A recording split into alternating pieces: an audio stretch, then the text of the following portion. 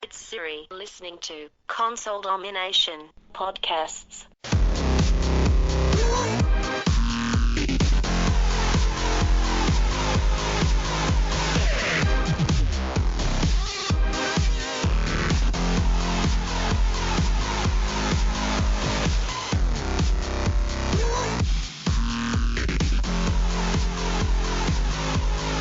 Hello and welcome to episode 6 of the CD podcast. My name's Matthew Corley and we're back again to destroy your earlobes, to talk about everything that is related to gaming. We have today, as per usual, the usual crew. We have Phillip. Hey Phil. Hello. How are you? I'm fine, thank you. Please don't sound too enthusiastic. No. Okay. He's always the serious one. Hello. He is the serious one. Gavin Peterson. Hello, sir. Hello. How are we this week? Well? I'm fantastic. Unlike Peter. Peter Bayou, my co-host and my heterosexual You know, the reference is always the heterosexual brother sort of really freaks me out. I guess. That's something we need to know. You seem to put entirely too much emphasis on the heterosexuality of your relationship with Peter. There's no obviously as though it needs to be quantified. Obviously, ads on dating just websites. putting it out there. It's like, hey, have I mentioned how heterosexual I am at this moment? Oh no! I'm not. But the ads on dating websites where one person puts in there that I need to have a discreet relationship doesn't really work with Matt. He's just, yes, it's my heterosexual partner and friend, buddy, who might be black, but it's all good. Peter, how you going? I'm going well, Matt. How are you? Let you take it, my friend. No, but it's good. It's good that you're well. And of course, we have Sarah back again. Hi, everyone. Back for punishment again, Sarah. Glutton for punishment, no rest for the wicked. Absolutely. So we're all coming off the buzz of what was an interesting E3, and I suppose what's happened since then, because there's been a few, I suppose what we'd call it, 360s. Pardon the pun. You could call it the E3 that didn't really need to be a 180 since they backflipped. Yeah, but I like the word 360 because it actually works well with the Xbox. Phil, you're killing my buzz. Yeah, but if it was a 360, then they'll just be facing the exact same direction they were in the first place. That's true, but they changed. So that's a good point. Exactly. They changed and they've turned around, so that makes it a 180, not a 360. It does, but you've killed the joke. But thanks. I know. Well, we still get to check out their nice glutes. I mean, they've been working them out, jumping up and down the way they have been lately. We can talk about that, Sarah. We can talk about their glutes. In fact, why don't we pass it all over to you, Sarah? Why don't you give us an update in the month of review in regards to the current gaming and in terms of, I suppose, your life? Oh, my life, always so interesting.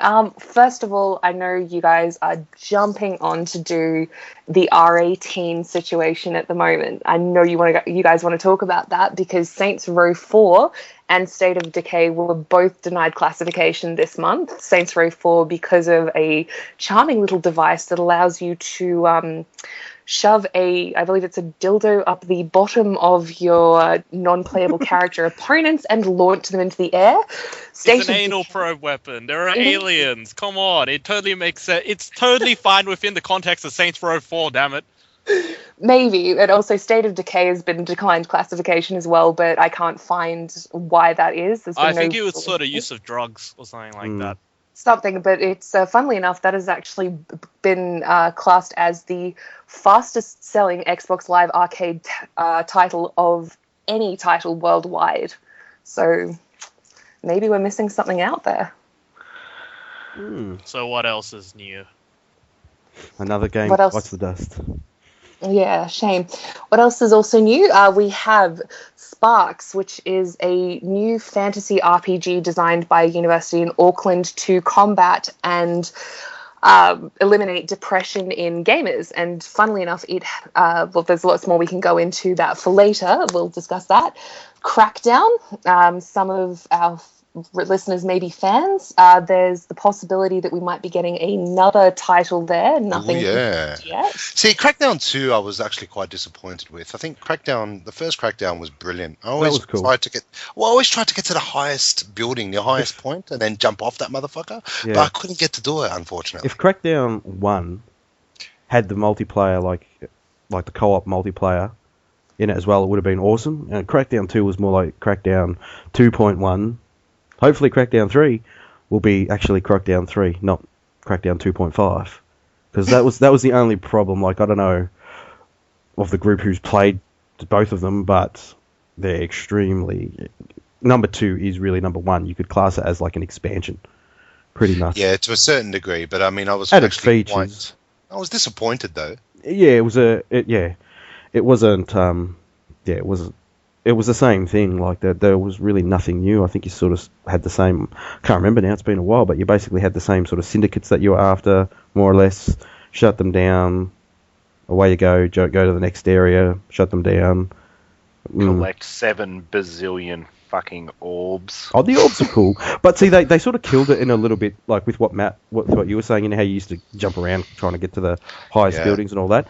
Like in number 1, you'd collect those orbs, which would give you strength, agility, all that sort of stuff, your guns, weapons. Number 2, they sort of stuffed that up because they incorporated like a nighttime zombie mode, which was cool in one hand, until you sort of realise, hang on a minute, at nighttime, there's zombies everywhere. Like, I'm talking everywhere, hundreds of them on the screen. So if you want to increase your driving skills, just steal a car at nighttime and run over them all. And your level would just boost through the roof, same as your strength.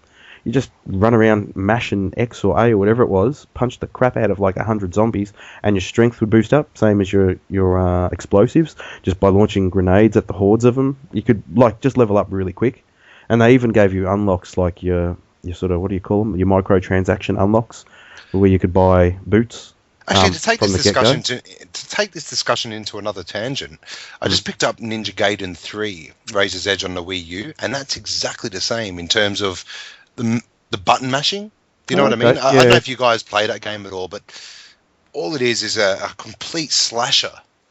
And although it's fun for the first 10 minutes, 15 minutes, it doesn't really give you any angle in terms of, satisfaction longevity. Of living up. Well, exactly. So I think it's along the same lines as Crackdown 2. Obviously, a lot more smoother and better and so on. But I think they're going down the wrong sort of angle with it. But please continue.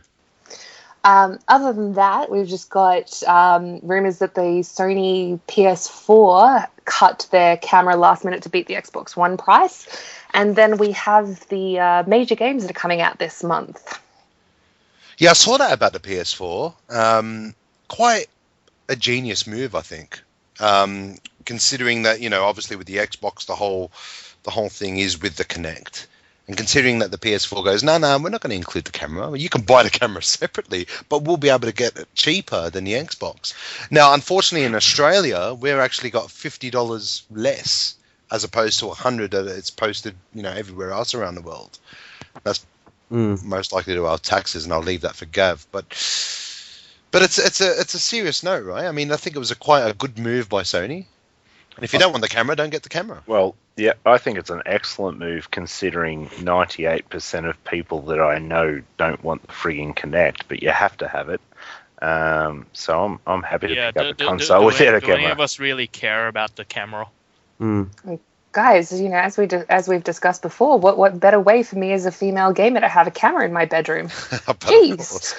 I think I saw your latest update there with from an Xbox Live member, actually, Sarah. Oh yes, that was beautiful. He would actually be quite happy with the camera, wouldn't he? There'd be many of them out there, no doubt. I wonder how sensitive those cameras are. I mean, like they've talked about like the Microsoft one being able to read temperature skin and like your skin or your temperature off your skin and heart rate and all that. Like, will it be able to handle hand revolutions? Oh, sorry, I thought you meant... As in exercises in games, like, you know what I mean? Like, I thought you wondered how sensitive it was because we might have hurt its feelings. It's like a living creature nowadays. Pete, what are you doing? Put your pants back on. What is seen cannot be unseen. Next minute, the camera, because I just had a funny vision, because those of you that have got Kinect would realise that it can auto-adjust up and down.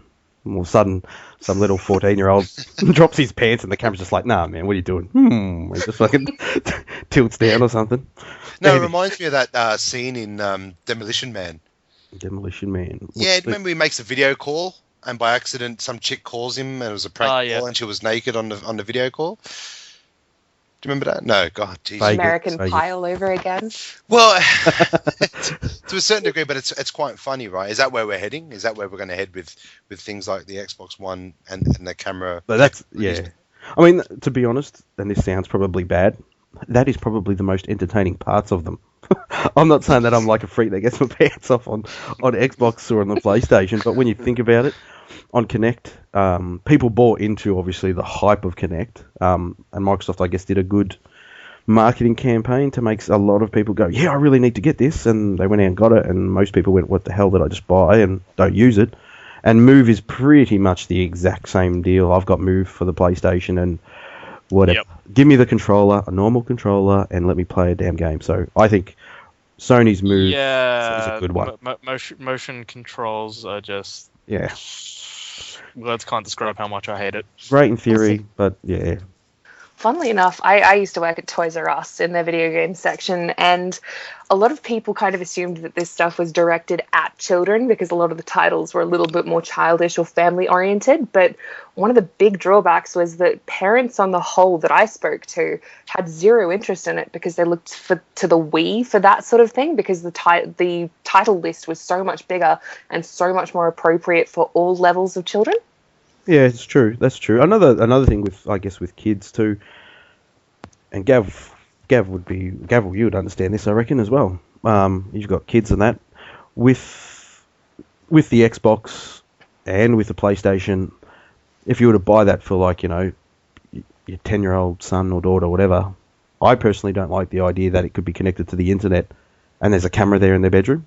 No, I agree with that. You know what I mean? Like, and that's a good move from Sony, saying, you know, if you want the camera, you can buy the camera, you can have it set up. Microsoft's one is bundled in with it, and that's sort of just the way it is. I don't personally like that for, I guess, kids in terms of like buying one for my boy. Like, you know, there's at the end of the day, there's a lot of freaks on the internet like Matt who I just don't want him to associate with. Lovely. And he's already on your friends list, so that's even worse. That is even worse. Yeah, but he's not on my son's one. It's funny now they're actually promoting the Kinect through EB Games and things like that now at $39. You can actually pick up a Kinect for the 360 for $39 now. Seriously, didn't take advantage of that. Yeah, well, I mean, look, for people... I reckon they'll be moving. Well, I mean, for people that have never experienced Kinect and want to experience Kinect and play all those silly games that comes with Kinect, not a bad little purchase. Now, I've got something to say then. Everyone who's listening to us right now who doesn't have a Kinect and is going to buy an Xbox One, go and buy the Kinect and then think of what's going to happen. I think it'll be on a better scale, hopefully. Yeah, come on. I don't know. But game releases, guys. I mean, there's been some awesome games that have come out recently. I mean, you know, I don't want to name... I mean, the one most popular game that's come out in the last month, and I'm sure everyone's stuck into it on the PlayStation at the moment, is The Last of Us. What do you guys think of that? Hey, hang on, I'll just grab my box of tissues. Hey, no spoilers. What? Do we want to know why you need to get a box of tissues? I'll do the audio version. Fat. Have you completed it yet, Pete?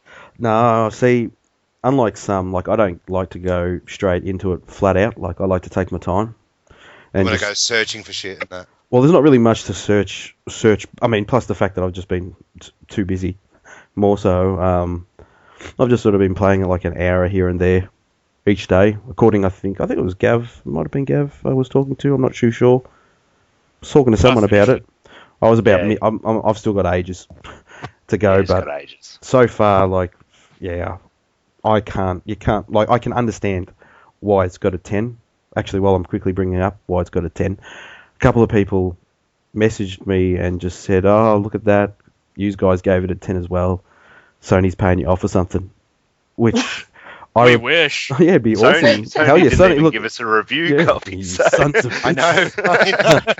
So we got nothing. So That's the point, actually. in terms of giving like a game a 10, like my response, I guess, to them is that really no game to me, I don't think is really perfect, but a game can be classed like a 10 in the manner of if it's a certain game of a certain style with a certain genre that's doing it to how it should be done, then really that's a 10. Do you know what I mean? Well, and yeah, like it's got its flaws. Like I've seen some issues in the game where I thought, that's what's going on there, but Has it got longevity? oh hell yeah, yeah. the multiplayer is brilliant.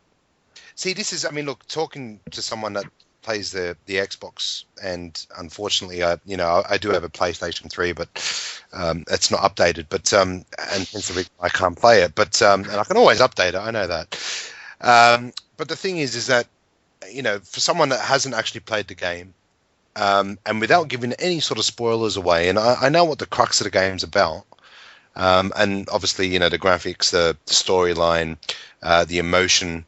That appeals to me within games. I mean, I just finished Telltale's Walking Dead. Although, obviously the graphics aren't sensational, they're more comic driven. But what an emotional story within that game, which drew me into, loving the characters, really associating myself with them. And that's what a game to me is all about. And that's why I love adventure games. That's why I love point and click, the old school point and click. And that's why I love how Telltale have portrayed adventure games to this day. So with The Last of Us, although I know it's not an adventure game as such, it's obviously not like a quest game.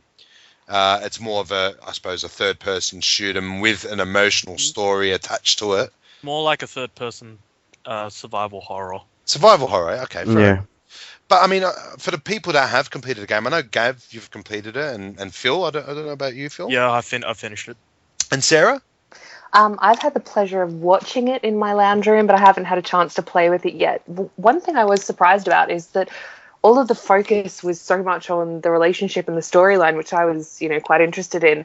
But the level of graphics, as we've described, is insane. And then the level of brutality I saw was, I don't think I kind of underestimated how much that would come to play. Like, some of the attacks you can pull off in that game are absolutely mental.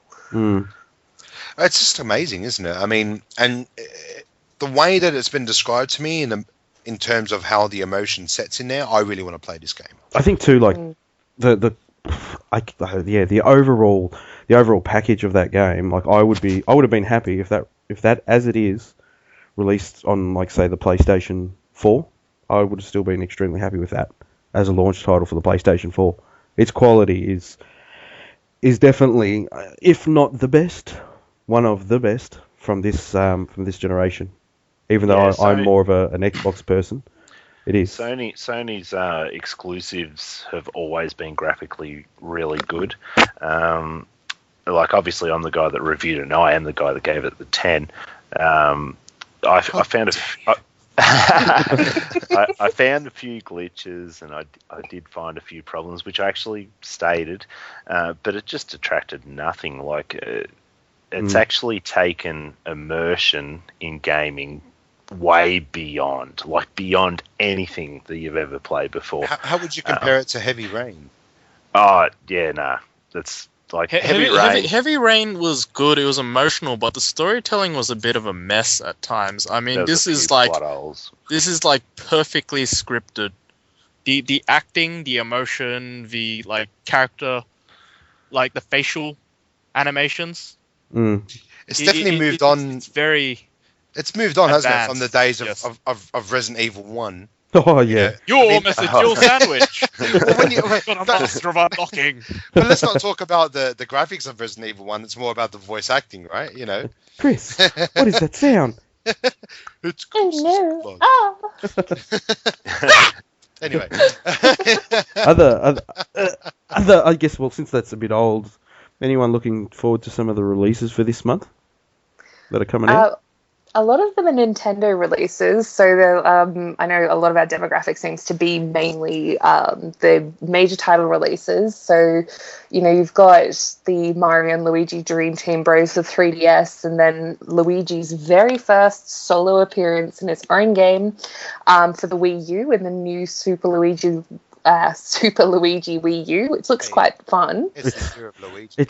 I want to be nice to Nintendo, but they are so making it hard for me. I mean, sure. I mean, it's going to be a great game. I'm quite sure it will be. It's a guy that looks like Mario who's not as fat with a green hat. Hopefully, the game's got a bit more depth into it. Blasphemy! It's but Luigi. It is exactly. What is Luigi apart from Mario's lamer brother? What do we know about Luigi? Hey, well, that's right. What do we know about Luigi? He could actually be a much better character than Mario. You don't know yet. Apparently, though. Takes mushrooms just like his brother. There's a drug problem right there. I mean, I didn't say that. Apparently, though, how to get through the senses. Apparently, though, yeah, Luigi's supposed to. I think Nintendo actually did trademark earlier in the, or not so much trademark, but they stated earlier on in the year. It's up on the site actually. That this year is pretty much the year of Luigi. So there's supposed to be a hell of a lot of titles coming out this year that focus on Luigi. Which, I mean, you could look at it two ways. A, they're trying to go in a different direction. B, who cares? or C, maybe they're starting to realise, which hopefully they are, that the little dude with the red hat is starting to get a bit old. They need to try to, I think, take it into a new... So they released the exact same game just with a palette-swapped character. Well, maybe it could... As long as it doesn't... Like, if it follows... Even if it's just a different type of adventure, all of the Mario games have always been... Princess Peach, she's been done over by Bowser. All the other characters in the world of the Mario world get knocked across the other side of the planet, and you work your way across to them and defeat the castles and Bowser's, whatever. It's a simple. It's a simple original to me. Oh, Princess Peach. Feminist's nightmare. It's worked, and I think it's good on. It's good to sort of rehash that maybe on the 3DS and whatnot for portable gaming, but for their main system, it would be nice to see them try to utilize, I guess, the screen, the functions of the screen, do something different. Like, I mean, a full-on 3D adventure Mario game like the one that released on the Nintendo 64 back in the day would look quite good now. Nah, see, I don't know. I disagree with you there, Pete, because I think the 3D elements of Mario suck balls. Yeah, but you're not a good gamer, so get your and you get lost. I'm not what? Sorry, I'm not what? Just stick to FIFA, Matt. Let me keep talking. I'm just kidding. But they need to mix it up. Like, what else? Claws are out. What else are you going to do? Like, you've got your kart races that's going to include Mario. Turn Mario into a full-blown RPG. People that love. Yeah, they have had Mario RPGs. Those are quite on the good. SNES. Well, yeah, but I'm talking like today. Like today's standards, like, you know what I mean? On the Wii U, for their new machine. Yeah, but I think there was one on the Wii. It was like Paper Mario or something on the Wii. I've got the answer. I've got the answer right here. Right, all they need to do is they need to team Mario up with a little female mushroom and take on a zombie apocalypse world with a deep story. How in the ludicrousy that we're speaking. What? And he's supposed to be a gritty anti-hero as well. Yeah, and make it a touch of steampunk as well. But imagine Mario. Now, I don't know if you guys are going to know who Mike Hagar is. Everyone knows Mike Hagar. Everyone should know Mike Hagar. Exactly. Now, imagine Mario cranking a big fat cigar, like with an epic trailer, the epic trailer music, with that classic Hollywood voiceover, Mario, like you've never seen him before, and he's packing like a shotgun, and he turns around. No, it's me, it's Mario. Let's fucking do this. Like, Nintendo would pretty reboot. They would never do that. They would never ever do their mascot, but that would sell like hotcakes. Mario's like he's down and I think out. People would buy it and then laugh themselves sick. That's good. I mean, come on, at least a bit of humour. It's better than something that's been stale and overused. They won't be laughing with it, they'll be laughing at it. Still press. Hey, well presented, Sarah. But I must say, I mean, the 2D Mario. I mean, the Mario Wii U. I actually enjoy it. I sit there and I actually played it last night. I sat down, played Mario Wii U. You know, I haven't turned on my Wii U for a little while, I must admit. But I sat there, played that, and it's actually enjoyable. I actually enjoy it. It's got the old retro feeling to it. Yeah, obviously with the whole 2D. Yeah, classic platformer. But, yeah, with the 2D platformer, which is great, but it's gone another level. I know that you've probably had the same thing with the Wii, of course, because Super Mario Wii is basically the same fucking version of the Wii U. The features though with that screen, and if you've got a few people playing, like I've played that before with had 4 people over and 1 person on the screen, and that's actually that's actually pretty fun. It's different. And even on the DS, I mean, those titles they're fun enough and new enough that it doesn't feel as much like you're playing the old titles, but they still maintain that nostalgia. Yeah. I'm still quite a fan. But moving on to another game, there's another one coming out that I was a little skeptical when I first saw it. But I'm sort of being won over because it looks like a little bit of fun. It's called Ride to Hell Retribution, and it's by Deep Silver. And it's kind of like if you took Alex Mason out of a Vietnam War situation and chucked him into Sons of Anarchy, and it actually looks quite fun with a really gritty 60s rock soundtrack and really comic style graphics. Yeah, I don't mind the look of it. It sounds a bit different. Hopefully it's alright, but we'll have to wait and see, I reckon. Is there a bit of, let's take those old records off the shelf? It's like that. I've actually heard through people in the industry who are reviewing it at the moment and have been playing it, and they reckon it is fucking terrible. It is hideous. We haven't played the thing yet. But bad in controls, or it could be one of those games that is so bad that it's good. So think Deadly Premonition, like fucking terrible, but got a bit of B-grade charm. Well, that's what I'm kind of hoping people for. either really hated that game or they loved it. Yeah. So there's a lot of games like that. There's Alpha Protocol. Call of Duty. Call of Duty rates well. I'm talking about games that are getting 4s and 5s that people like. People love. I actually really liked like one of the old Spider-Man games, Web of Shadows. It got like some of the worst reviews, but I really liked that game. Oh, yeah, I didn't mind it. I didn't mind it as well. I don't know. I suppose if you care about the whole biker culture thing and you're like really into that whole Sons of Anarchy thing, then I don't know. No, not really. It just looked like fun. I don't know. So there's something about biker culture that's kind of interesting. I mean, that rocks. That DLC for GTA 4, the Lost and the Damned. How many of you guys I played that? really like that. I like that. That was pretty cool. I mean, it was just like cruising along on your motorcycle with the hard rock soundtrack. Yeah. Oh, what's better than that? But yeah, and I believe Phil has wanted us to pay attention to Metal Gear Solid Legacy and Dynasty Warriors 8, which are coming out this month. Before Phil does that, though, why? I mean, the reason why I'm saying that is because, I mean, like, obviously the latest Metal Gear sucked. Metal Gear Rising was a terrible game. It shouldn't even be part of the Metal Gear franchise. Oh no, Legacy is just like a collection. It's just like a collection of all the previous like major Metal Gear Solid titles. So like MGS 1, 2, 3. Got ya. The Peace rehash Walker or whatever. Yeah. It's just like one of those HD collections. It's just like a big box set with everything in it. And Dynasty Warriors 8, God help me, even though like Dynasty Warriors is just so horribly repetitive, I can't help myself from playing it, man. I got like Dynasty Warriors 7 like 2 years ago, and like I just kept playing it for hours and hours and hours, and I'm just thinking, what the fuck am I doing with my life? Well, Phil, you'd be excited to hear that Dynasty Warriors 8 and the developer is at PAX this year, but bad luck because you ain't going. Like it was going to be exciting and revolutionary. Like I was going to turn up there and it's like, oh my god, I don't know what to expect. I'm going to sit here and play it at this booth and then find out. No, it's going to be the same thing that I played for the past 10 years, just slightly prettier. We're going to take photos of us playing it and send it to you. And I'll feel so sad. No, you misunderstand. I played a game, but I don't like myself for playing the game. Yeah. It's not something that I'd feel jealous about. I know. It's not as bad as Hello Kitty Adventures. Oh yeah, that's a game that's anticipated.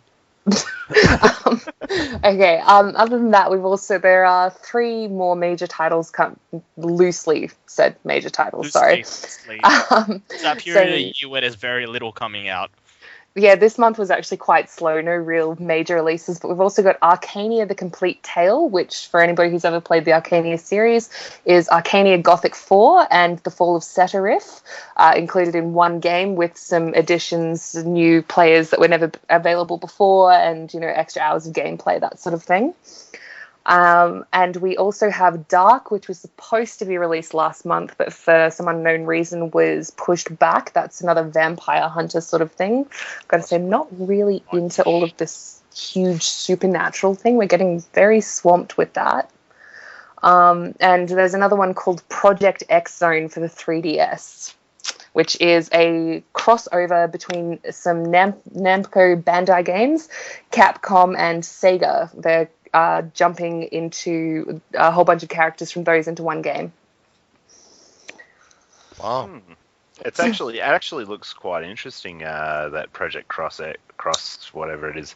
I was looking at it the other day. It's like an RPG where you have a team up, so you can have like Ken and Mega Man, for instance, and you team up, you do your RPG stuff, then you actually go in and you fight in a 2D fighter sense, and then it goes back into an RPG. It looks quite interesting, but maybe it'll suck. We'll find out. Yeah, in that you can also bring in where you've got pair units with those 2 characters, apparently, and then you can, during the battle scenes, you can bring in 1 extra person just for that battle scene, and then go off and do your little thing again. So, looks interesting. And Ashes has been pushed back. Just to throw that in. When's that been pushed back to?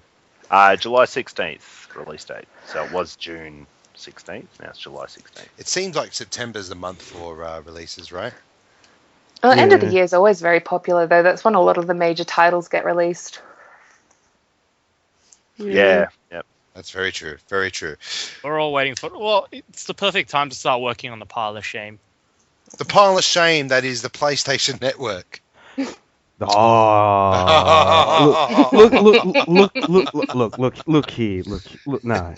Actually, no, I do have a pile of shame on the PlayStation Network because I get free games, Matthew Corley. Exactly. Well, I realise that. I realise that. But I know we have a new member in our midst in terms of the PlayStation Network.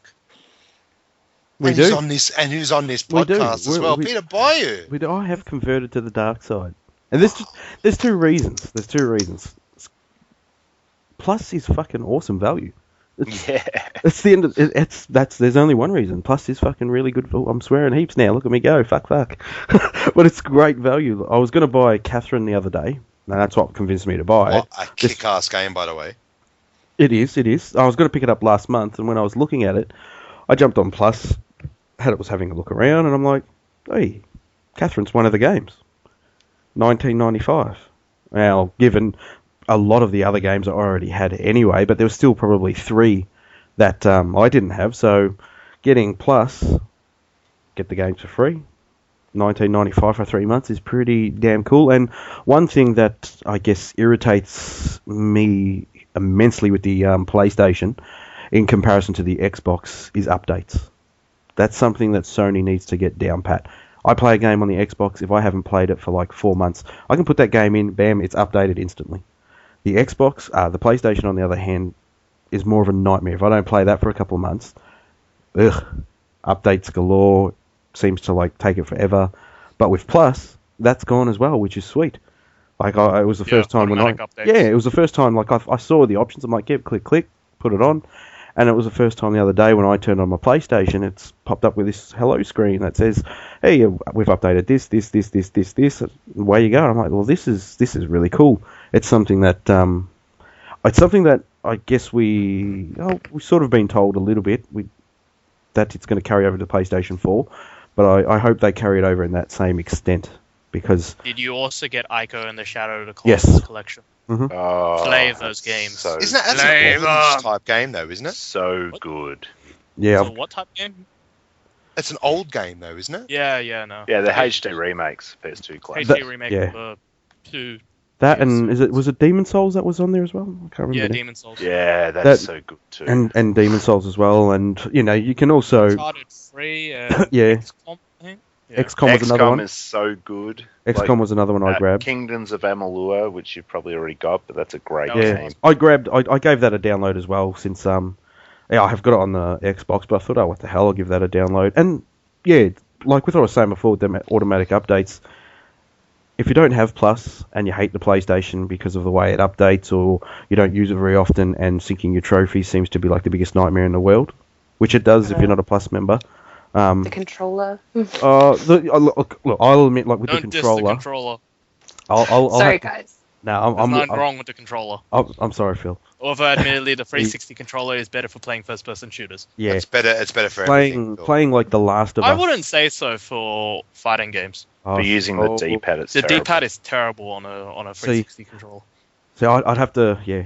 I don't use the D-pad. I'd have to disagree, I guess, in the way that, like playing The Last of Us, I've got trouble a little bit just with, I guess, controlling and shooting in comparison to what I would with an Xbox controller. It's just the analog sticks feel so much, I don't know, precise for me. But it's also probably what I'm used to. I'm getting more used to the PlayStation. But yeah, if you're not a Plus member, coming from someone that's more an Xbox gamer, it's well worth the value. It's good value. Even if you don't want to play games online and stuff, you don't need it to play online anyway. But if you want to play like your single player games on a PlayStation, it's much cheaper getting Plus and getting like bundled games at a pretty cheap price than going out and buying one of those older games, I guess is what I'm saying.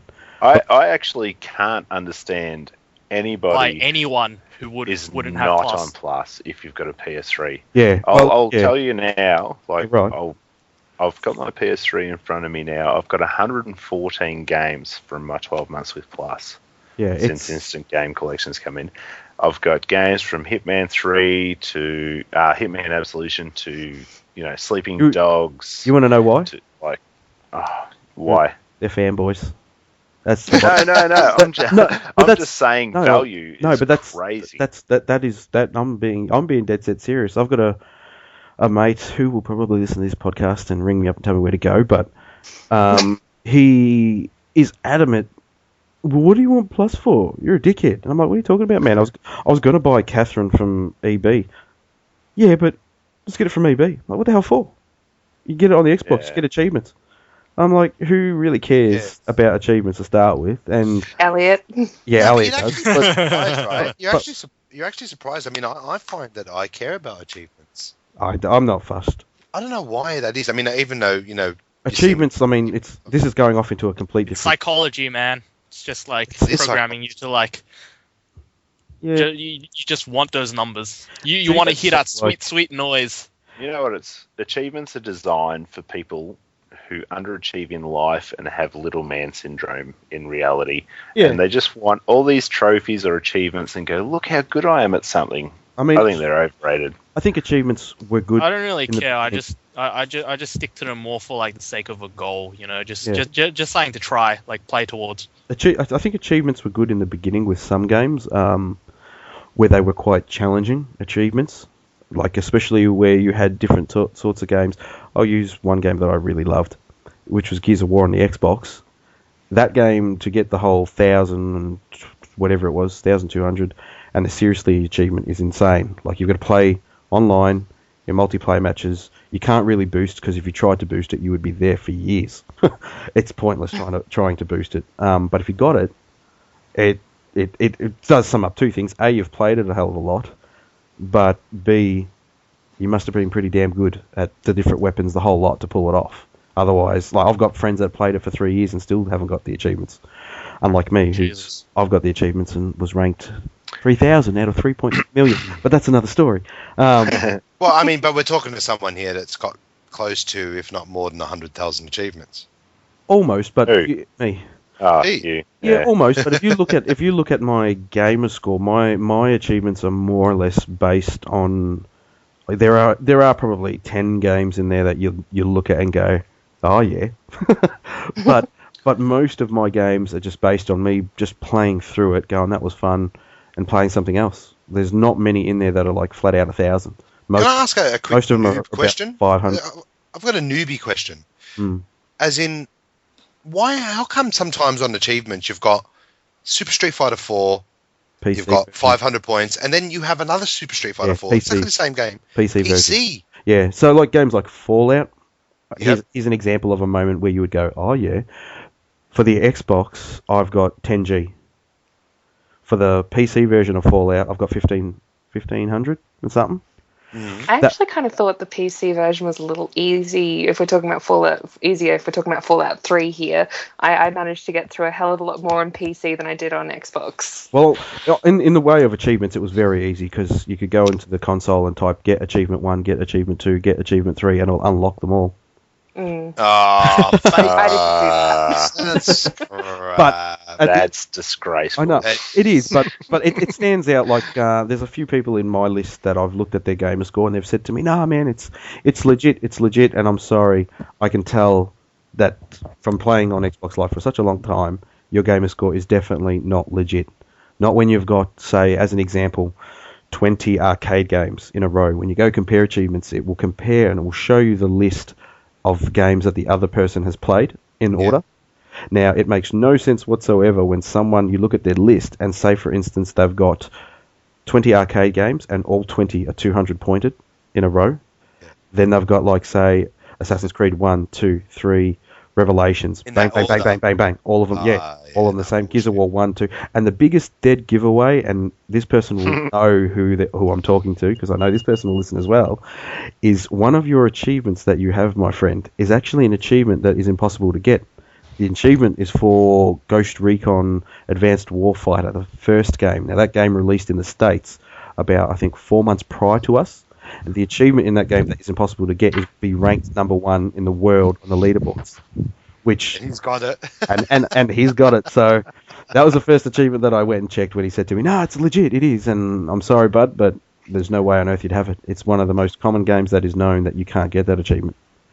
Now, sorry to steal your thunder, you Xbox-loving bastards, but we were talking about PlayStation Plus, and now we're talking about 360 achievements. How biased are you? No, but achievements and trophies, it's the same deal. Like, I mean, there was a lot of PlayStation ones too that were the same. Oh, what I was trying to get at, which I never actually did get to, was at the start with a lot of achievements, they were actually quite challenging, and a lot of them, not all, a lot of them, I guess required like a skill level, whereas a lot of the achievements now, like Gears of War as an example, in Gears of War 3, all the achievements, or Gears of War Judgment, basically all of those achievements can be done in a player match.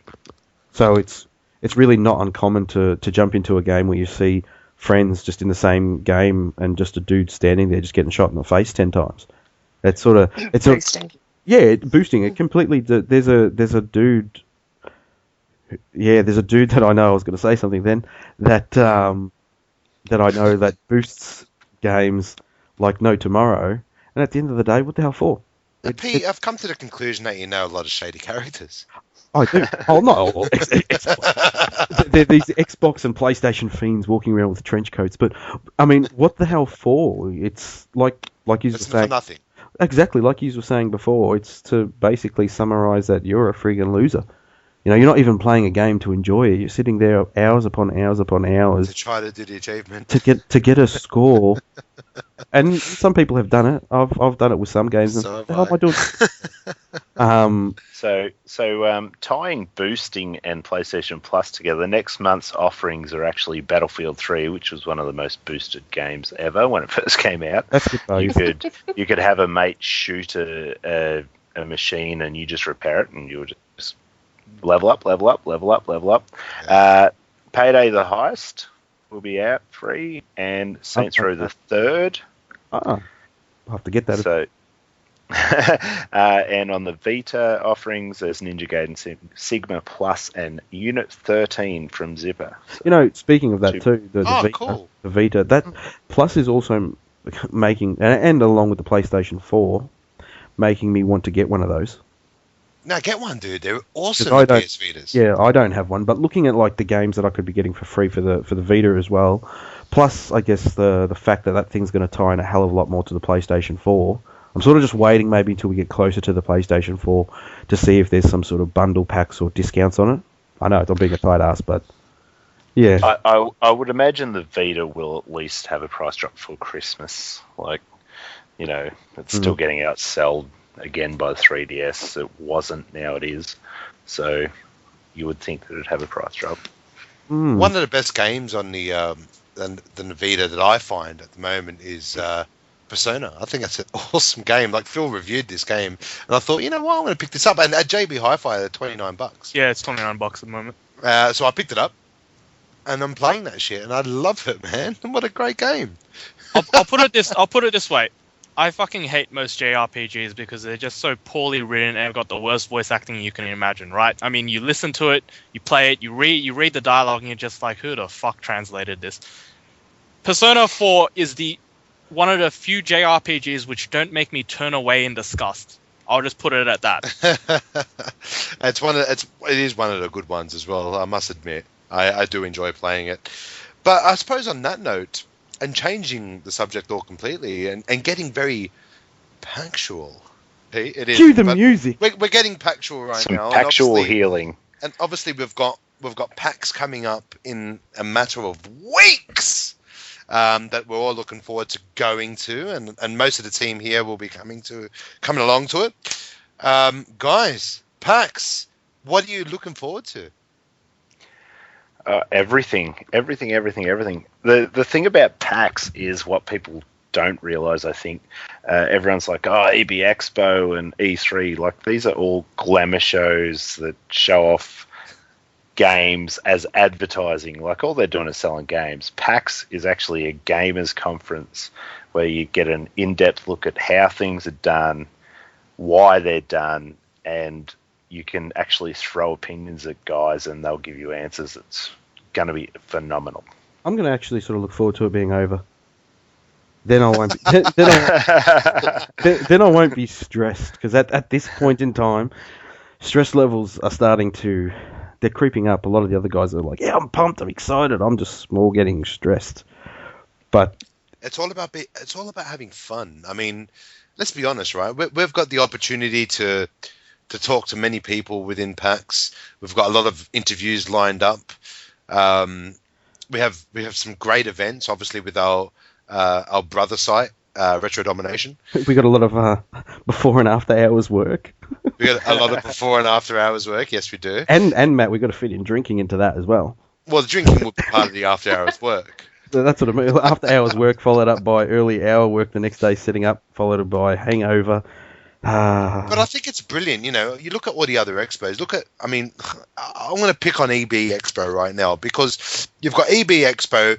The first one was held in Brisbane, then 2 held in Sydney, and not one has come to Melbourne. Yet we've got the first PAX in Australia coming to the land of the gods. We've actually got 2, man. 2. PAX of course. 2014. No, PAX 2014. Oh, 2014, of course. Is going to be in Melbourne again. And nothing comes to Adelaide, so I'm going to curl up in a ball for those 3 days and just cry my little eyes out. But I mean, it goes to show you, I suppose, where the real gamers are. I think the sad thing is, though, like, I've just been conducting like mini surveys, out and about, especially in the vicinity of a JB or an EB, and just asking them, you're heading to PAX, and it's quite surprising how many turn around and say, no, I'm all set for the EB Expo. And it's like, you have no idea. Like, the EB Expo is, don't get me wrong, it's more of a media glammed up event, but developers and whatnot that are there are only there because it may be coinciding with a major game release and they happen to be here in Australia. The best one was, bad of me to forget his name. We interviewed him. But the creative director from Battlefield 3, he was here and he was at the PAX event during that time, only because he was here because of the game release, not specifically because it's to come to the expo. Yeah, because it's EB Expo. This is like I think this is going to be a great staging ground for things to come. I know from speaking with Yug. For those that don't know who Yug is, he's a legend. Do a search, Yug. You'll find out everything about him. Yug. How do you say his last name? I always say Bloomberg. Bloomberg. That's right. I always say it wrong. But he was ecstatic with the sales and how things have gone. And it is really like a testing ground. And next year, even though we haven't done this year, is going to be bigger and better again, just by the feedback that they're getting from it and the demand that they're getting, I guess. But yeah, no, I'm looking forward to it. I'm nervous and looking forward. It's all like a ball of emotions. A crazy ball of emotions. And of course, who are we talking to, Gav, on Thursday? On Before Thursday, PAX. we have got an interview Thursday afternoon with the guys from Rooster Teeth. I know that. Will be very good. And it will definitely be it won't be, but it will be a CD exclusive. Yeah, that part will be, but it sort of won't be. But our interview will be a CD exclusive. That's right. Our interview will it sounds a bit shady. It's at an undisclosed hotel. Loving this. Yeah, if there's some like rape dungeon, I'm sorry, Rooster Teeth. You can stick your red versus blue. It's not going down. But no, it definitely. They come out in a red halo gimp mask. Yeah. So I'm a predator that will get you guys, but you can tell them to go away. I see how it is going. So it's going to be quite a special interview. I mean, we've got Gavin Peterson, our high horse Gavin, and we've also got Peter Bayou, and we've also got myself interviewing Rooster Teeth, and that's going to be a lot of fun. I'm really they're a crazy bunch of dudes, so it should be an undisclosed location. Ooh. Yeah, at an undisclosed location. Also, we've got some time teed up with I'll just call him Mick from now. Mick, who's the producer for the music for Killer Instinct. We'll be having a little powwow with him, and hopefully, if things pan out, we'll also have him on the podcast probably after PAX. Once things settle down. The guy's worked on a bucket load of games. Probably more recently is Need for Speed. He's worked on that and done some phenomenal. Melbourne, born and raised. Is he? I don't know. No, I think he's Brisbane. Shit. I think he's, yeah. I'm sorry, Matt, but I think he's... Maybe I should have said Australian homegrown. Australian homegrown. That's probably a good way to put it. Australian homegrown. He's that. There was someone else that I was thinking of, but I'm having a mental blank. Yeah, I've got a bit of time by the looks and an interview with the lovely Claire Costigan, who is, if you don't know her, you're missing out. It's the Vixen Gamer. Look her up on Facebook and check her out. She's a cosplay model she's worked on Fox 8 with Save Game. She's done various short movies, so we've got a bit of an interview with her as well, so that'll be great. You're talking that one up. Like, I've got an interview with Sarah Jessica Rigg. That's going to be awesome. Making her feel left out. Can't come to PAX and come check out this chick. Well, she's prettier than I am, and she does a lot more in the gaming industry, so I think she's earned her place. Maybe one day I can get up to her level. Yeah, and there will be plenty more interviews coming, so we're working on a few at the moment. So I personally am looking forward to the FIFA 13 head-to-head. And bring it on. Anyone that's listening to this podcast, I'll be there. I'll be playing this competition. And you're going to get owned. I'm going to get owned. And Pete will be filming. You better do well, man, for the amount of time that you play in that game. You better kick ass. Otherwise... You always see me on that shit, don't you? Yeah. Turn on Xbox. What's Matt playing? Oh, FIFA 13. Turn on Xbox. What's Matt playing? FIFA 13. Well, hold on. There was a time for the honor of the website, you have to win. That's right. You have to win. I think I've got a good chance. I mean, I play online now, and I'll get you pumped up, Matt. I think I've lost once online. If you start do the Rocky montage. That was only the one time that I played online. There'll be no Rocky. There'll be no Rocky montage. If he's going down, keeping it into the sort of drum style of FIFA and that sort of vibe, I'm going to pull out the little. I don't know what to even call it, but the little drum from Karate Kid 2. And I'll be going. Yeah. Or you can do the kickboxer thing, Natsu Kao. Natsu Kao. What's that mean? White warrior. White warrior. Are we gonna drop coconuts on you? You want me to break my leg? like this, bang. Anyway, we're going on a bit of a tangent here, but yeah. But I mean, look, I think it's going to be a great little tourney, and I'll definitely I'll definitely be participating. Any other standouts? Ron Gilbert, things that you've got to be at, things that you're saying, Pete, go screw yourself, catch you later. I'm gonna be here. Ron Gilbert's opening is going to be massive.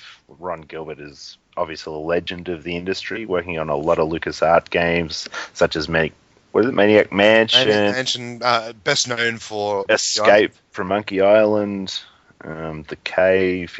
He's done a lot of work with Tim Schafer, with Double Fine. Like, he's a standout. And the one thing I'm looking forward to is behind Borderlands 2, Randy Pitchford, who is like the head of Gearbox, is going to be there. So I'm pretty pumped with that too. Are you there to sort of worship at his altar, or to like try to set him on fire or something? Mate, I've washed my heavy metal Mechamancer t-shirt, and it's ironed, and I'm going to be front row. So looking forward to it. And of course, I think one of the other things that we're looking forward to is supporting the other site, the sister site, Retro Domination. Obviously, Retro Domination have a retro museum in conjunction with Retrospect, of course. And that's going to be a nice little thing as well. And we've also got the panel as well with our very own Tim Arnold and Daz Retro. And we've also got special guest Greg Hansen, who's from Arcade Impossible, that will be joining us as well. So that's going to be awesome. That's on the Sunday at 3:00 for anyone that's wants to check that out in the Drop Bear Theatre. That's going to be a lot of fun. It's going to be a lot of fun. They originally, I guess, wanted some sort of a panel done, but Paul Monopoly from Retrospect come up with a really great idea to do a quiz show style game where we'll have stuff up on the screens. And to what I understand, like, the hall's going to be, we're actually going to have our own personalised enforcers helping us. We'll have guys roaming the crowd with microphones, and we want to really get the participation of the crowd involved in it as well. So it's going to be a lot of fun. All will be filmed, and you could actually be on film. Yes. So people can actually be on film. Will be distributed across our websites, and of course across the Facebook walls as well. And it'll be all your opportunity to be in the limelight. Definitely come down and check it out. That's all I can say. If you haven't got a ticket, you're probably a bit late now and you're going to get rorted on eBay, but definitely come on down because it's going to be a lot of fun. And, of course, the Xbox One is going to be on show for the first time in Australia. Oh, the Xbox One. Yeah. Yeah, good on your PlayStation lover. But, yeah, the Xbox One, I think there's 3 different shows, and we're working desperately to get our hands on one. A little bit of behind-the-scenes time with it, maybe. I think we will. I don't know. They're keeping that shit locked down pretty hard. I've been trying. Don't you worry about that. They've got to work out where they can set the PC up that we can't see that they're running their demos on. I suppose on your opinionated piece there, Gavin, if I could direct you to High Horse Gavin. This is a new segment that we have in our podcast where Gavin Peterson has some opinions, I suppose, within the gaming industry. He's written some fantastic articles. A lot has been picked up by other people as well and been shared across the Facebook world as well.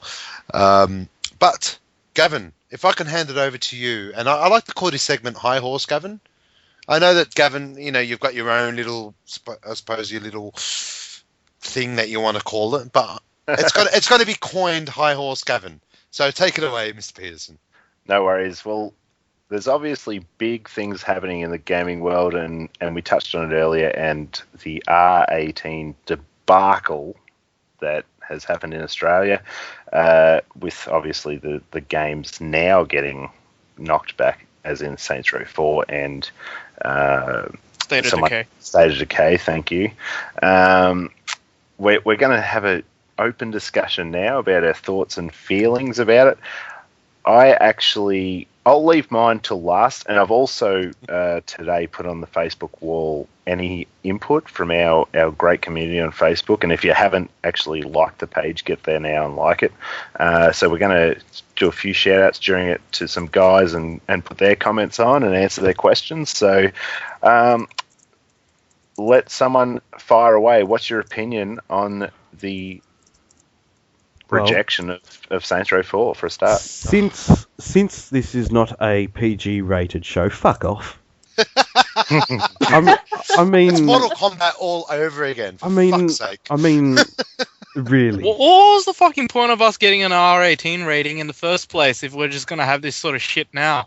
Agreed. Because we demanded it. Do you know how many of us signed those petitions and promoted that for months? We signed nothing. So we didn't bring back any change. It's just a purely cosmetic bullshit. Pretty much. The one increase to the whole rating system is like sort of impact violence. That part they've raised the bar up on. So violence is cool, but any form basically like of sex and drugs is not. Any sexual themes and drugs, basically is a no-go. But a friend of mine, we can explode your body and cut your head off and split it in two and be all bloody and gory. But you know what?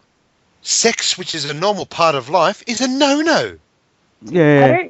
I don't understand how we can have a game like Fable 3, and I know you don't see anything in it, but this is a game played by children, and you can have sex and get STDs on this game, and that's acceptable. I mean, like... And that was without the R rating. Yeah.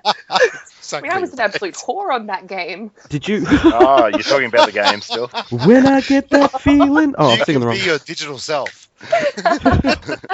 Well, I mean, a classic example... Gav, did you get to try out that experiment that I told you about?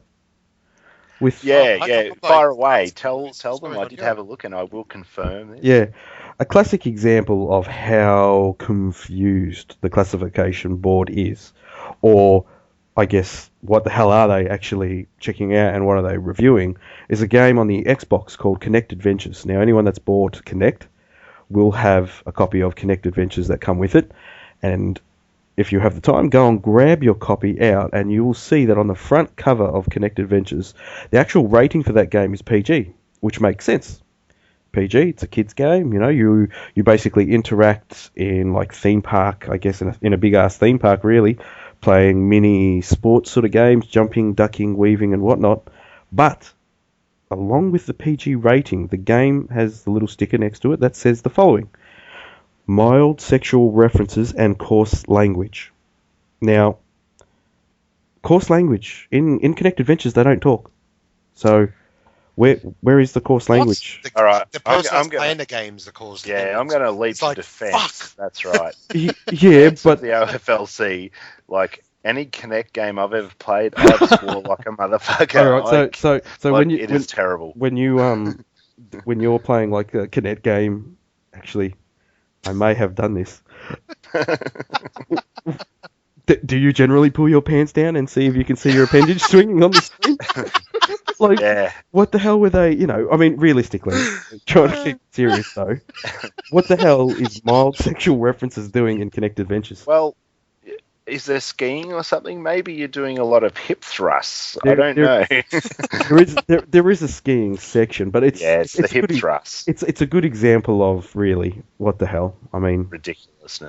Yeah, and a game, I guess, for me with drug use, I've pretty much got no drama with it because 99% of the games that have some form of drug use, it's make believe bullshit. But with Kinect, you actually could be cutting it up. And with Kinect game you could, but games like yeah, that'd be a fun Kinect game. That would. Hey, look, Mum. Breaking Bad to Kinect game. I can see the straw. Make your own meth. but yeah, that sort of stuff though. Like, I mean, it's all BS, really. I mean, BioShock, where you're injecting yourself with whatever the hell that was called, plasmids again. It's Fallout not 3. Yeah, Fallout 3. What do they call it in Fallout 3? They actually, I think Fallout 3 they had to change it because they couldn't use the names of real life drugs. So you had to get rid of morphine. Yeah. Okay. Yeah, instead of was morphine, it was morphan. Okay. Well, that sort of Mega. shit, though. Very cool. There's a big difference, though, like, if you're injecting yourself in a game like, say, Fallout 3, if you're using morphine because you're damaged and injured or whatever, to, oh, I'm going to go do a line of coke. I can understand that not being in a game. But then, in saying that, what about the Hitman series? Yeah, like Hitman, Yeah. I actually killed the king in Hitman Absolution by putting poison in his coke and watching him snort it. Oh, did you do that? No, I shot him from Yeah. afar with my sniper gun in the apartment. And that's Incentive. a prime example of really, well, What about the marijuana plant in Hitman Absolution when he's walking through all the marijuana plants? Yeah, but you couldn't grab it, roll it, and smoke it and become a superhuman hitman. True. it's just not, I don't know, it's just not. It's the hippies smoking bongs, though. Yeah, there was hippies smoking bombs was. in the background. Yeah. Yeah. Anyway. Yeah, it's all obviously bizarre. I actually think that a lot of the games they actually class, they don't play. Like anything that's got a bad rap. The Saints Row 4 thing, from my own point of view, I think that it should have had the context taken out of it. I mean, like, everyone's like, oh, you know, you could belt someone with a dildo in number 3 and you got away with that. And I don't know if anyone's played it, but you open up the crate and there's the people smuggled into the country, and it's a pretty rank scene. I won't go into it too much, or we'll get banned. But like an anal probing gun to kill someone with a dildo up the sphincter is possibly just crossing the line a little bit. Like, Yeah, that might be. But, all right, I think the big thing is actually tying sexual references with violence. But in saying But they could have that, taken that out. They could have taken that out. They are going to. yeah, here's one that sort of screws that up a little bit. In GTA 4, you can get a hooker, bang her in the car, the camera pans down to the base of the car, so that you can just see the car bouncing. Your money goes down. You can then get out of the car, beat the shit out of the hooker, and take your money back. Oh, kill her, yeah, and then steal your money. And get your money back. Like, So how is that right? how is that okay in a game? You know, It's okay, I'm just saying. No, yeah. I know what you mean. I'm not saying that you're saying it's good, but it's Also, just what standard? Just off a couple of things that have been posted on our wall. We've got Evan Harris. Thanks for tuning in, Evan. He's got, I understand the reasoning for the anal probe RC decision, so sort of I'm with you here, Evan. It's inexpensive for the developer to fix, but he does think that the drug usage in R18 games is incredibly stupid and, you know, well, I agree with that. Like, State of Decay's biggest problem was drug usage, and the fact that I believe the drug was classified as its real life name, Earth to the OFLC, and they're probably all smoking weed themselves. Like, 60% of the population's done drugs in their life already over the age of 18, which is bad. But I don't know. I think. But how is this different to watching a movie, though? I mean, like, there's a movie called Blow with Johnny Depp. It doesn't try to mask the fact that it is cocaine. It doesn't try to mask the fact that it is marijuana, right? But yet it's allowed to be shown in Australia. How does this? Why is it different? The difference. With video games. The difference with a video game is personal interaction. So, as we've touched on The Last of Us, like, when I played that game, I was Joel, and I was Ellie's father figure, and I was totally immersed, and I felt what they felt. In a movie, it doesn't happen. You don't get that interaction. So you're not actually controlling the fact that you can do these things. So there is a slight difference, but, like, I do agree. Like, we're all grown adults, and you know. And, you know, places like EB and JB Hi-Fi are actually quite strict with selling these type of games to children. I mean, I've been in EB many times. I remember a kid, like, probably about 15, come up to me and go, "Hey, dude, I really want to play Mortal Kombat, the new Mortal Kombat. Can you buy it for me? Because they won't allow me to buy it." Do you know what I mean? Like, and what my answer was like, oh, dude, you shouldn't really be playing the game, but yeah. But I'll buy it anyway. I mean, it is a video game after all, and that's my thoughts on it. They should, they need to enforce it. Like a mate of mine. Now, I'm not 100% on this information, but he's a pretty good source. Did make mention that the legislation for the R18 was upgraded so that we got one. So we ended up with an R18. In a sense, all it's really done, though, is bumped up current MA games to R. And the actual, fine print of everything that's contained, in the actual legislation wasn't changed from what was put in place, I think, back in 1993.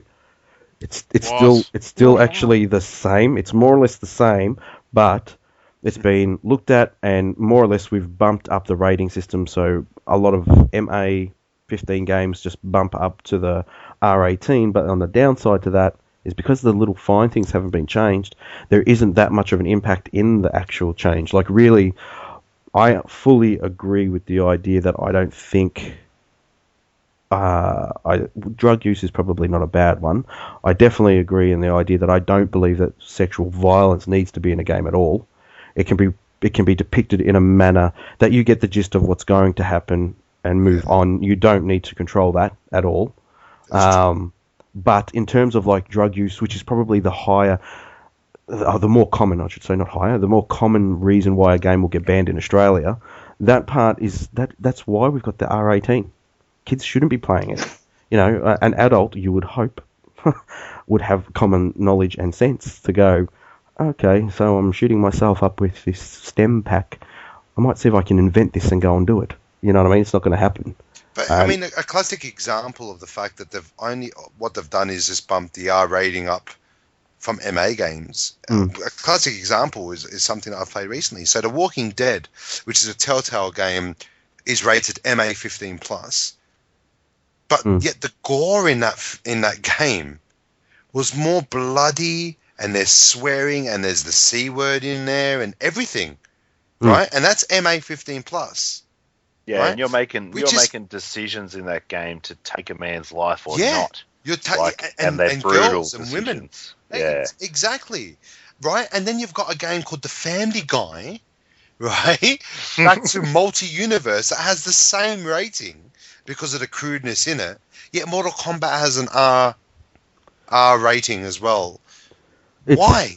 It just doesn't make sense. The rating structure does not make sense within the video game industry. I would like to see, and I think, I definitely would like to see what will happen to a game a game of the caliber of Call of Duty.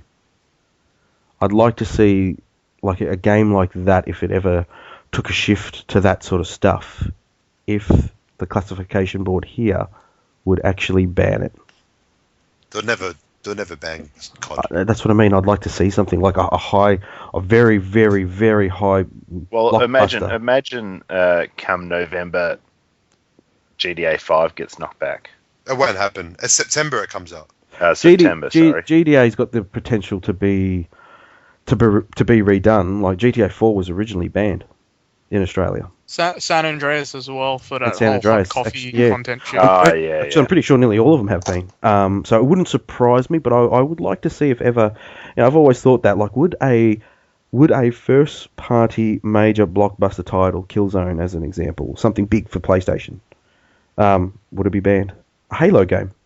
Master Chief starts injecting himself with some sort of... no, it sounds stupid, but, Master Chief is not doing lines of coke and shit Master Chief is down and out like you've never seen him before. But, and he's there doing lines. And Master Chief is back. Taking trips. Coke. I don't know, but you know what I mean? Even, for instance, Max Payne 3, Max Payne... I don't know if you've played it or not. If you haven't, go and play it. Max Payne 1 is brilliant. I really like Max Payne 3. I like the story. Max is down and out. Drugs, alcohol, the whole kick. We see that. The game get? I think it was M rated. Yeah. It got passed. It's very confusing. I'm just looking at my copy now. It's MA 15 plus. Yeah. Yeah, so it seems, and Transformers is probably like, hang on, I've got Transformers there. Transformers Box 1, The Fall of Cybertron. Yeah. Fall of Cybertron's just an M. Okay. It's bizarre. It is totally bizarre in the way that they're rating. Another couple of guys have commented here, like Andrew Klan. He's agreed with you there, Pete. They've done a smoke and mirrors trick, turned the MA15 into R18, still using the 95 Act to classify games. But there's plenty of stuff on the wall, and we're obviously not going to be able to quote all you guys. But the general consensus is gamers are angry again. I actually saw... I think the default state of gamers is to be angry. I actually saw not long ago an advert where the government is actually advertising for gamers as a paid job. They're trying to get people to help them with the rating system. I saw that posted. I think it was on. It was on. Not a bad idea. So, and I think it's actually on Seek.com at the moment as a job. Wow. So they've obviously got no fucking idea what they're doing. Yeah, it's all over the place, really. I mean, completely off the topic for a quick second here, but in that post also, Chris Downdy just says one word, saying Konami code. I have no idea what you're talking about, but I do. The Konami code. Yeah, looking it up. But I do know, without looking it up, Wikipedia.com, that it's a cheat code system. I think. This is the first time I ever heard about it. Yeah, get back to us, Chris, and tell us what the Konami code is. Tell us a bit more about it, because it sounds very interesting. I've had a brief look. As far as I know, the Konami code is up, down, left, right. Left, right, BA, start. Yeah, but I played a lot of Konami games when I was younger. There you go. Phil can recite it. Wow. So there you go. Well, we do have someone on house that knew it. That one's for you, Chris. There you go. I'm definitely going to bust out a lot of Konami games that I've got here in the retro section and try this out. It says here that it was developed blah blah blah. Wait, why the fuck were we talking about a Konami code?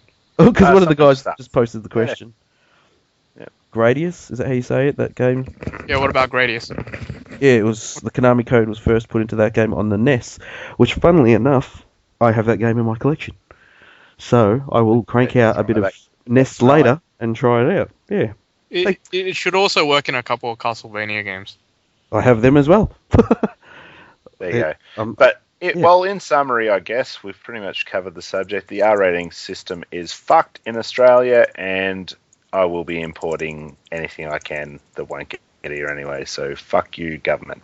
Next topic. Back to the drawing board, really. Back to the drawing board, which is a shame because it would have been good if it would have been good if it was if there was a point to what they did. That's the thing. But anywho, there you go. Another round table discussion done and dusted. Matthew Cooley, are you in the house? Matthew Cooley's not in the house, so I'll take over. Since we're moving on from there, we'll wrap it up with pretty much. Anyone been playing something different? What have you been up to, Sarah? I've basically just been enjoying my brand new 3DS. Just been catching up on years of Pokemon repression, which probably doesn't interest most people. What would interest them, though, is that how are you playing it recently? Yes, I posted up this wonderful picture of my bath the other day, and my boyfriend was nice enough to set up a candlelit bubble bath with a big thing of wine and a sandwiched bag 3DS so that I could play it in the bath. I looked at that and thought, are they playing 3DS, so what the hell is going on here? And then there was legitimately like a 3DS on the table. I thought, all right, that's all cool. Did you end up playing your 3DS? Yeah. Sat in the bath for an hour playing Pokemon. It was the best hour of my life. Well, your boyfriend had it wrong. Yeah, that is a major insult. I'm sorry, Nick, if you're listening to this. I'm really sorry. What about you, Gav? What have you been up to? I promised myself after Last of Us, which took obviously a long time. It's a great game. that I'd go through my pile of shame, which is massive. But ended up playing Deadpool. So I've been playing Deadpool, which I've now finished. And there is, I believe, a review, if you want to see how good it is, on our website, consoledomination.com. It's up. It's live now. Well, define good, Matt. In superhero context, is it good? Are you a fan of Deadpool? Look, to be honest, it's not. I'm not a comic reader. I've never have been, never will be. And not to say that it's a bad thing, of course. If people want to read comics, then go ahead and read them. I mean, obviously they're enjoyable. We have a lot of our own members actually reading comics as well, so there's no issue with that at all. I've just never gotten into them as a kid. So no. Then no. No. Anyone here? Then no. I don't. It wouldn't be a very good game for you, I think. No. Okay. No, that's right. It's made by High Moon. They bring us the Fall of Cybertron games. War for Cybertron. Yeah, Pretty good. War of Cybertron, Fall of Cybertron. They were great. They had great fanfare. I actually thought they were a little bit overrated as a game. As a Transformer game, they're great. A bit like this. The game is very generic. A little bit ugly. But Nolan North does Deadpool, and he does an absolutely brilliant job. It's a shame because Deadpool's like a smart-ass character. He's a smart-ass. That's what I was going to say. He's a smart-ass guy, isn't he? He is a smart-ass, and he actually knocks his own but game Nolan North has been voicing Deadpool quite a bit. He's done it in a couple of cartoon series. He did in Marvel vs. Capcom 3. He did it in Wolverine the movie. So there you go. Fact for you. And he's brilliant, man. Like, if you didn't know it was Nolan North, you wouldn't know it's Nolan North. Like, if I didn't tell you. He actually, Nolan North actually does have a range. It's just that we so often get him doing his usual thing. Yeah, that's right. Anyway, he actually voices all three of Deadpool's characters, because if obviously you guys don't know Deadpool, he's crazy. He has voices in his head. He's got two voices in his head that conflict, and he talks to himself and tells himself to go fuck pretty himself. much. You're right. He's part of the Weapon X program, which Wolverine was, but he hasn't got the claws. He just can't be killed. But look, I actually had a lot of fun with it. There's a lot of toilet humor. If you like boobs and dick jokes, you'll get a kick. Talking about the R rating. At the start of the game, I feel like I'm Beavis or Butthead. you can pick up a blow up Dolan. Twilight. He said Twilight. One of the voices in his head says, "You're not really going to stick your penis in that, are you?" So if you go from there, wow. Yeah. So if you catch his drift from there, it's a lot of that all the way through. But interesting. Worth it to see Nolan North or hear Nolan North tell him to fuck himself. Interesting. Yeah. Phil? It is fun, but a bit generic. Phil, you been up to anything exciting in the land of PlayStation? Not much. Just working on some of the pile of shame. I just recently finished Hitman Absolution, which I got free on PlayStation Plus, and now I'm looking for more titles which I've got free, but I haven't started playing yet. Good game though, Phil, isn't it? I mean, Absolution. Yeah. Yeah, I quite enjoyed it. It's an enjoyable game, actually. It's probably one of the best Hitman's been out. I like all the ways you can go around killing people. To me, the choices. Everyone talks about Assassin's Creed, but that's you're not an assassin in that. You just there's no finesse, you know. Whereas in Hitman, it's like you do all this crazy stuff. Like you can make an you can set a bomb on the chandelier so it falls down and crushes people. You put poison in their coffee. Yeah, you can go either way, right? I mean, you can go front up and kill someone straight away, but then be prepared to dozens with the of consequences. these clever little ways of doing things. Yeah. I actually I haven't finished Absolution yet, and I've probably poured about 20 hours in because I'm a Hitman fan, and I'm actually trying to go through. And once I've been sighted, I'm like, damn! So I start again. So I'm actually trying not to get sighted and kill everyone. And it's just fantastic. Wow. It is great. Yeah, I'm about 3/4 of the way through. So it's tough going. Matt, you've been playing anything interesting? Yeah, I mean, look, I think I've mentioned FIFA 13 previously. No. All right, and I've been playing. Bit of Galaga. No, I've just mentioned previously that I did complete the Walking Dead Telltale That's also Adventure. on my pile of shame. I need to buy it. Oh, well, no, it's not on my pile of shame because I haven't bought it. It's saying that I should buy and then put onto my pile of shame. iPad pile of shame. It depends on what you consider a pile of shame. I thought Telltale's recreation of The Walking Dead, even though I've never watched the series before and never read the comic book. Blasphemy. Listen to me out here. But it's now made me a converter, by the way. I sat and played The Walking Dead and thoroughly enjoyed that game. Did you cry, Matt? Sorry? Did you cry? You know what? You did get a little bit emotional about it. I mean, I don't want to give any spoilers away, and I won't. But it's very, very good. The way you connect emotionally with people within the game, and within the group of survivors that you're with, and the choices that you can make, is really, really good. I actually, when I played it a long time ago on Steam, but I can remember you'd actually feel hate towards one character, and then all of a sudden something happens and you feel sympathy to the same guy, and you're like, whoa, so it was very, very good. The characters were great. Yeah, I think the character creation, the storyline in itself, you really get, you can't help but love it, right? So completed that game, really looking forward to the next episode, which is 400 Days, and we'll do a review for CD on that. I'll have the exclusive rights to that, so everyone else here can get lost.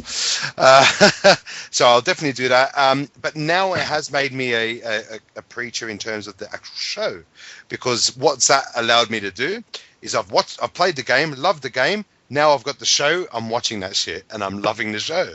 Yeah, the show's good. The show's fantastic. I mean, obviously, the game has no reference to the AMC show. There is a few characters in there that you will recognize from the show, but the main characters aren't. I believe the game, the Telltale Games game is based on the comic book, yeah. Whereas that horrible Walking Dead Survival Instinct or whatever, that like really crappy shooter was based on the show. Oh yeah, I haven't actually played that game. I was wanting to pick it up just because I really love the.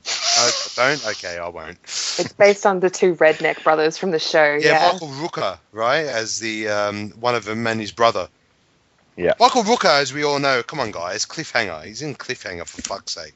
I know Sorry, guys. What? Yeah, that's funny. You haven't seen Cliffhanger? No, I'm sorry. I'll tell the boys that it needs to be done. I'll go sit in the corner now with the dunce hat on. But so basically, I played if you say that you haven't seen, like, say, Predator. I own Predator. Please give me some credit. Good. Good. But I mean, look, I played that, and now I'm back on the FIFA, and I will play. I've got the next game to play, and I know it's been out for a while, but that's how I am, right? I play games that have been out for a little while. I'm going to be playing Of Orcs and Men is my next game that I'll be playing. It's right here in my hands right now, and it's MA 15+. You've got any of you guys played that one? No. No. Can't say I have. Apparently, you're an orc. You get to play an orc, but I'm up for that game. So, yeah, that's me. There you go. Well, I'll introduce myself. What have you been playing, Pete? Pete's been playing not a lot. A little bit of The Last of Us due to time, and also wanting to save that game because it's so damn good. A little bit of Street Fighter as always, Street Fighter Arcade Edition, and to keep in the spirit of games that were banned, I've sort of started just playing Manhunt on the Xbox. Nice. That brings back memories. Which is quite cool. That was a game that was actually banned. Yeah, there's nothing like getting a plastic bag and choking someone to death. Like, it's all good. But yeah, just started playing that again. I couldn't really remember, I guess, the reasons why it was banned, so I thought, oh well, I'll crank that out since I've got that in the old. And it took you collection. till the opening scene to realise what pretty it much. was. It started to bring. It brought the memories back pretty quick. But that's all really I've been playing. I haven't really smashed out much at all. Are there? Actually, can I butt in for 2 seconds? I should have mentioned this earlier, but on games that were banned, I played Syndicate, the first-person shooter. Now, if anyone was a fan of the first Syndicate, the original, there's a Kickstarter at the moment. They're actually trying to do a proper sequel to it, so get on that shit. That would be very Get good. on it. That would be good. I mean, I remember As playing that opposed in the to Amiga. something that's just like a randomly changed new genre of gameplay. No, that's right. As in, like the original, but So we're not obviously talking with about what they the can do. actual remake that they actually did do. No, an actual proper sequel to it. So. That would be cool. Lovely. Syndicate was such a game. It reminded me so much of Blade Runner Yeah. Yeah, back in the it was day. Like it was a great. And so was did a- Chaos Dream Engine. of Do you remember Electric Chaos Sheep. Engine? Yeah. That was similar to it. Yeah. I know we're delving into the retro side. Yeah. Yeah. My pile of shame games. My pile of shame games are like massive. I just haven't had time to really play. My major ones that I really want to get in and have a good go of is the Mass Effect series because I haven't played through Oh, you missed them. out. Ah, They're Pete. awesome. I know. It's a bad pile of shame. That is shame. You Sarah, want emotion, you want gameplay, you want fighting, you want shoot 'em up. Mass Effect's your game, dude. You'll love it. Sarah, All three of them. Sarah was The saying first something one is a about- bit driver. Second one's the best. Sarah was Yeah. saying something about pile of shame before in the chat window. What were you talking about, Sarah? I wanted to know because we've all got our pile of shame. Mine's not that big, fortunately, but I've got one Silent Hill Downpour that for the life of me I cannot finish. I started playing it and I hated that game so much. And it's sitting on my shelf, haven't gotten rid of it. But do any of you guys have games like that? You know, pile of shame games that will just never, ever get finished? I've actually got man, I about got dozens. 260 So do I. games to finish. To keep the section Same, keep the section short. Pick one, Gav. Pick one game that you've wanted to finish but just can't finish. There's one game, and actually it's a bit current news at the moment, and I posted on the wall, and I'm ashamed to say it because everyone I know who's played it has finished it, but Mirror's Edge, I'm stuck. I can't get this damn jump. I'm at the top of some bloody mall inside, and there's guys shooting at me everywhere, and all I got to do is jump from a ledge to another ledge. I can't make it. I want to finish it because I want to get the sequel when it comes out. So that's probably the one. What's your one, Phil? You would pick one. Ugh. One game that you want to finish but just you can't. Something kills it for you. I don't think I have anything like that. I mean, I got a couple of games which I just stopped playing and lost interest in. Mm. But that there- happens, isn't it? wait, there's this one game which I bought. I've been meaning to play because everyone talks about how good it is, but I can't quite bring myself to start it, and that's Dark Souls. Oh, You will die. Because alright. of how brutally difficult it Yeah. is, and because of how like life-ruiningly addictive it's supposed to be. uh, So I'm just well- like, oh, you know, that bit of apprehension, just like, oh, It's do I enough- dare? it's Do I enough dare kill to you. do it? Demon Souls coming back on PS Plus, bringing back nightmares. I actually lost Rest of Souls 2 controllers to it before I traded it out of fury before I was going to snap the disc and my PlayStation. But I've re-downloaded it and I've got a budget controller and I'm going to have a crack. Matt, do you have one game that's the ultimate you want to play but just can't bring yourself to do it? Yeah, I mean, it's more about a game that I haven't actually started, but you'll laugh at this, right? And you'll probably hunt me down with a knife, Pete. So I've completed Gears of War 1, Oh, you loved it. fucking... I completed Gears of War 3, loved it. And both on co-op, by the way, internet co-op with a mate. Gears of War 2? No, I haven't played that game at all. Worst, Why? Because I don't fucking know. worst in the series. I know. I don't understand. I mean, it's just a game. Both Gears of War 1 and 3, I played co-op Mm. and finished that game and loved it. Yeah, you know, I just miss Gears of War 2, and it's just weird. I've got the game. Yeah, it's not a bad You want thing. to come that and you play missed with it. me, Pete? We'll do it, man. We'll do it over the. You wanna do after, it, you and after me? PAX. After PAX, it's All right, done. it's a date, and we'll smash that out. Done deal, dude. But Done deal. I'm not going to get any achievements, but I'll smash it out. It's all good. Oh, it's all right. I know you're maxed out, but come on. My one, I'll keep my one really short. My one pretty much is Metal Gear Solid 4. Oh, It's one that I do want to play through, but for some reason, I got it. I can't be stopped playing. I play with every time that I've gone. This is the one. I'm going to do it. Install it. Put it back on. Watch Snake have a smoke while I'm having a smoke, and then I get into it. And then I always play pretty much the first 30 to 40 minutes and go, fuck it. Nah, I'll continue it on later, and that later just never comes. And that's happened since day one of that game's release. I got that game day one, and that's pretty much it for me. I'm the same. I reckon everyone is the same. I don't know. I know one person who's finished the damn game. It'd be interesting. Too much espionage for my liking. The Pen and Pain. It's like, yeah, the Pen and Pain, and I didn't get past 4.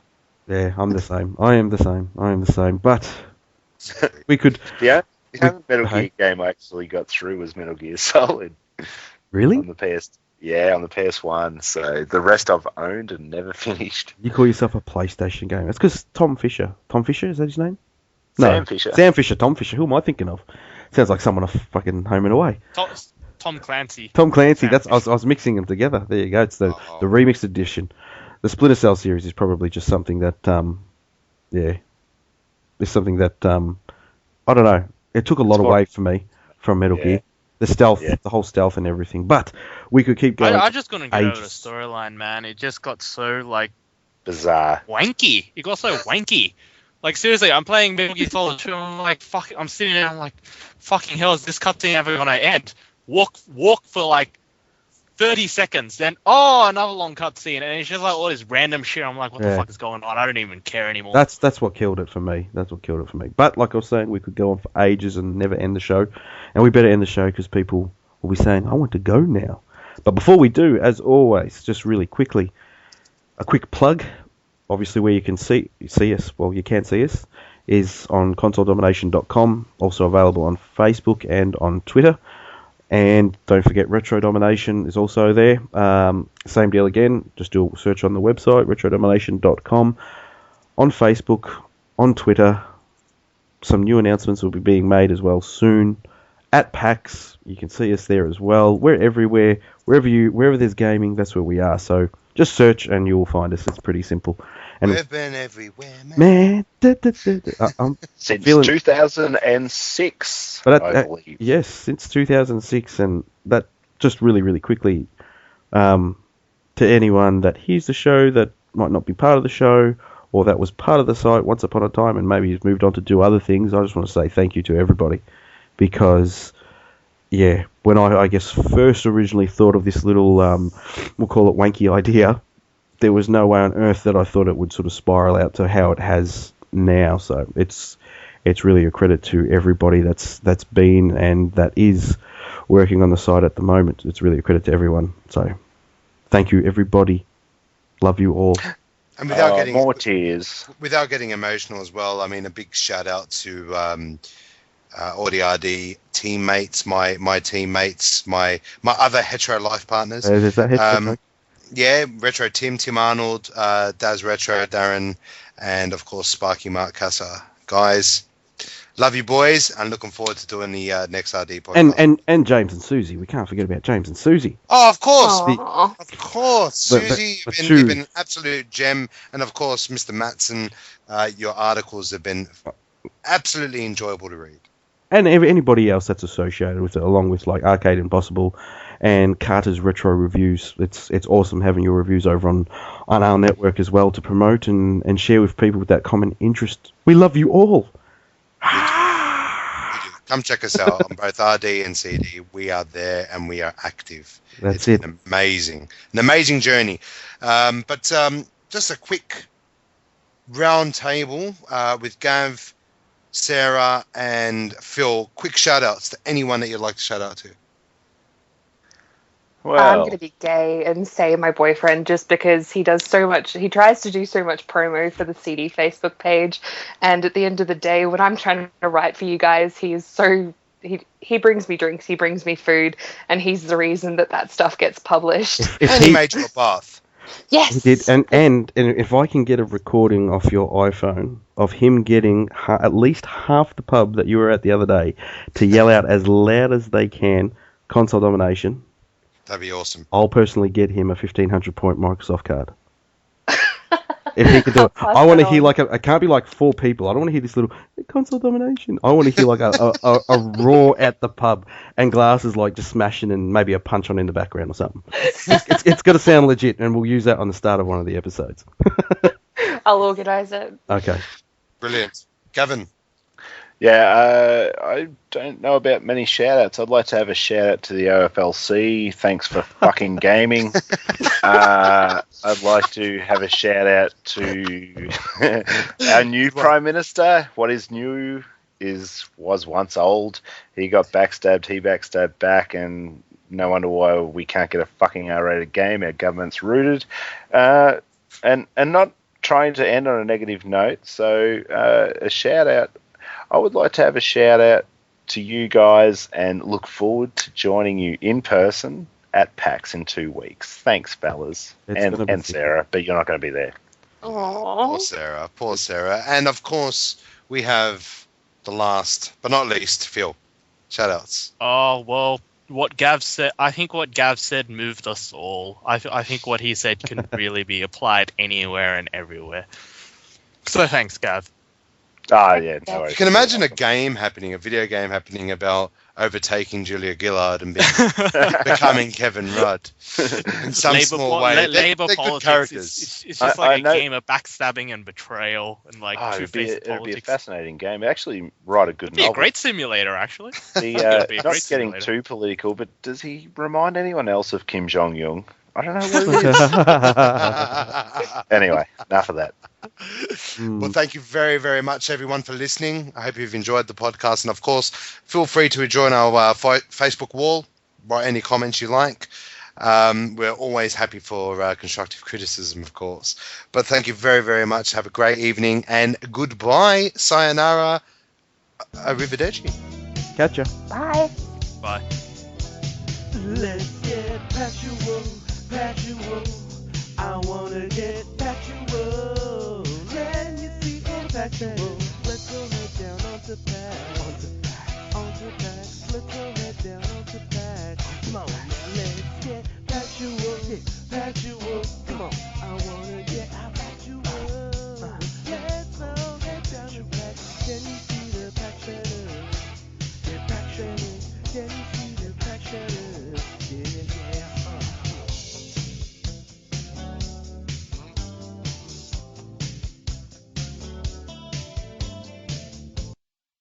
Seacrest out.